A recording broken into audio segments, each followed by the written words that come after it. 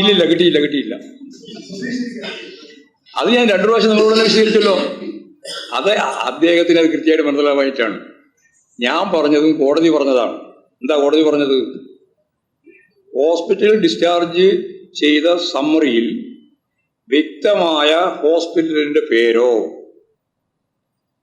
അതിന്റെ ഭാഗമായിട്ടുള്ള സീലോ ഒന്നും ആ കടലാസിൽ ഉണ്ടായിരുന്നില്ല എന്ന് കോടതി വിധിയുണ്ട്. റിമാൻഡ് ചെയ്യുന്ന വിധി അതാണ്. ഇത്രയും പറഞ്ഞാൽ അതിന്റെ അർത്ഥം എന്താണ് എന്നും സാമാന്യ മനുഷ്യന്മാർക്കെല്ലാം അറിയില്ലേ? അതിന്റെ ഭാഗമായിട്ട് കോടതിയിൽ വാദിച്ചു. അദ്ദേഹത്തിന് രക്തം കട്ട പിടിക്കുന്ന പ്രശ്നം, അതുപോലെ തന്നെ നടുവിന്റെ വേദന ഉൾപ്പെടെയുള്ള കാര്യങ്ങളെല്ലാം ജാമ്യം കിട്ടാൻ വേണ്ടിയിട്ട് അദ്ദേഹത്തിന്റെ വക്കീൽ വാദിച്ചപ്പോൾ കോടതിക്ക് കൺഫ്യൂഷനായി.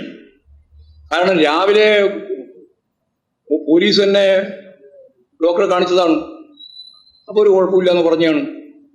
അപ്പോൾ പ്രോസിക്യൂഷന്റെ ഭാഗമായിട്ട് കുഴപ്പമില്ലാന്നും ഹാജരാക്കിയിട്ടുള്ള കടലാസ് നോക്കുമ്പോൾ അതിന് സീലുമില്ല, അതിൻ്റെ ഹോസ്പിറ്റലിന്റെ പേരുമില്ല, സമ്മറിയായിട്ട് കൊടുത്തിരിക്കുകയാണ്, അതിലും വലിയ കുഴപ്പമില്ല എന്ന് തന്നെയാണുള്ളത്.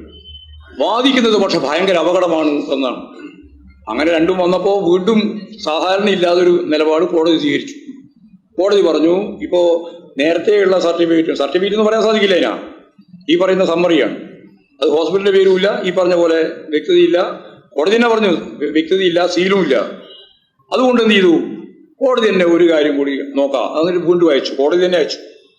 ആ കോടതി അയച്ച് ഡോക്ടർമാർ പരിശോധിച്ച് പരിശോധിച്ചപ്പോൾ കൃത്യമായിട്ട് മനസ്സിലായി ആരോഗ്യ പ്രശ്നങ്ങളൊന്നും തന്നെ ഇല്ല. അപ്പോൾ ഈ ഗുരുതരമായ കേസ് ഒരു തരത്തിലും ജാമ്യം കൊടുക്കാൻ സാധിക്കുന്നതല്ല. അങ്ങനെയാണ് റിമാൻഡ് ചെയ്യാൻ തീരുമാനിച്ചത്. ആ റിമാൻഡിന്റെ ഭാഗമായിട്ടുള്ള ഈ വിധിയിൽ അത് പുറത്തു എല്ലാവരും കണ്ടതാണല്ലോ, ആ വിധിയിൽ ഇതുണ്ട്.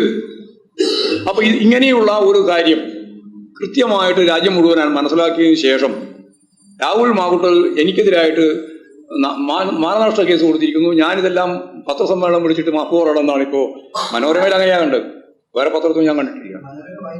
മനോരമ വായിക്കുന്നുണ്ട്, വായിക്കാൻ മനസ്സിലാവില്ല. പക്ഷേ